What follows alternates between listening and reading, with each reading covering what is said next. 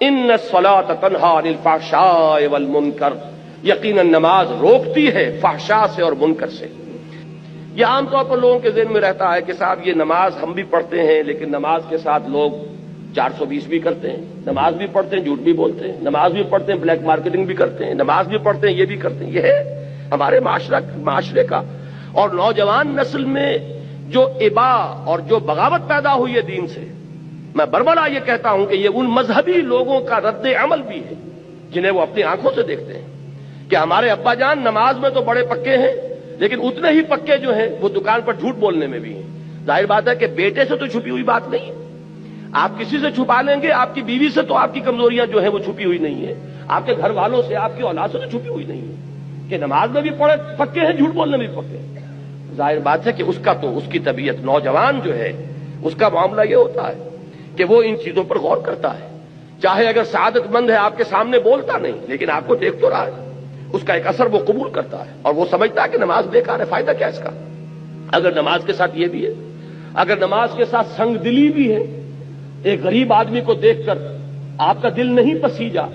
نوجوان جو ہے اس کا بھی تاثر قبول کرتا ہے کہ ہمارے ابا جان کے پاس کتنی کچھ دولت ہے اور اس نے اپنے ایک دکان کے ملازم کے ساتھ کیا سلوک کیا اس وقت، اس کی بیوی بیمار تھی، اسے کچھ قرض کی ضرورت تھی اور ابا جان نے کس طریقے سے ڈانٹ دیا، دھتکار دیا۔ یہ نوجوان جو ذہن ہے یہ ان چیزوں کو دیکھتا ہے اور ان سے امپریشن لیتا ہے، اس سے تاثر لیتا ہے۔ تو یہ مسئلہ ہمارے ہاں کے زندہ مسئلوں میں سے کہ کیا وجہ ہے کہ ہماری نمازیں جو ہے بے اثر کیوں ہو گئی۔ قرآن دعوے سے کہہ رہا ہے کہ نماز تو فحش اور بے حیائی کے کاموں سے روکتی ہے، جبکہ ایسے لوگ ہمیں نظر آتے ہیں معاشرے کے اندر کہ نماز میں ہو سکتا ہے، میں نے مثالیں دی ہیں بعض اوقات، جب میں اپنی MBBS سے فارغ ہو کر تازہ گیا تھا منٹگومری جو اب سائیوال کہلاتا ہے، میں نے وہاں 2 اشخاص کو دیکھا۔ ایک وہاں حاجی بلیکیا کے نام سے مشہور تھا، اس کی یہ داڑھی تھی لمبی، اور نہ صرف یہ کہ نماز میں 100%،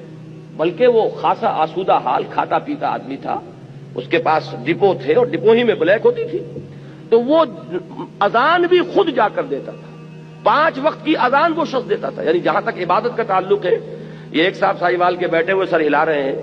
تو وہ ان کے ذہن میں وہ صاحب آ گئے ہوں گے، لیکن بہرحال میں کسی متعین شخص کو نہیں، میں تو ایک مثال کے طور پر آپ سے کہہ رہا ہوں کہ یہ ہمارے معاشرے کے اندر وہ حاجی بلیکیا جو ہے وہ نوجوان نسل پر اپنے اس دین کا کیا اثر قائم کر رہا ہے۔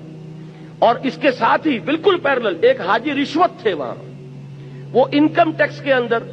وہ انسپیکٹر تھے، ان کی بھی داڑھی بہت طویل اور نمازی بہت پکے، لیکن وہ خوب رشوت لیتے تھے خود بھی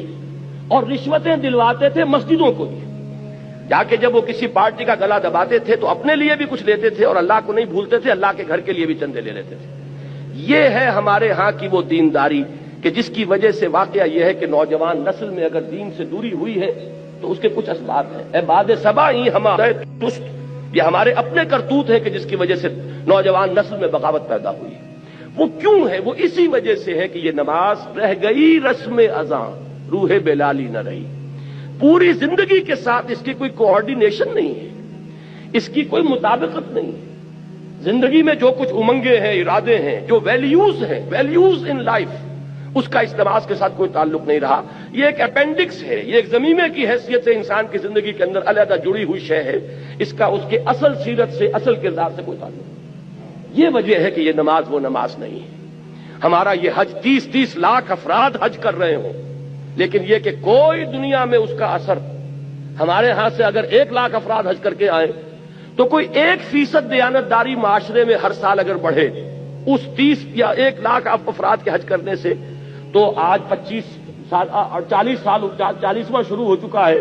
40% تو ہمارے ہاں دیانتداری بڑھتی اور بددیانتی گھٹتی،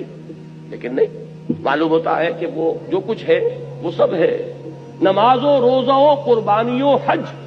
یہ سب باقی ہیں، تو باقی نہیں ہے۔ وہ بیچ میں جو روح ہے وہ نکل چکی، اب یہ ریچولز کی شکلیں اختیار کر چکے ہیں یہ اعمال، یہ وجہ ہے۔ ورنہ واقعہ یہ ہے کہ بندہ مومن کے لیے سب سے بڑی تلوار وہ یہ نماز ہے، اللہ کے ساتھ تعلق قائم کرنے والی سب سے بڑی چیز نماز ہے۔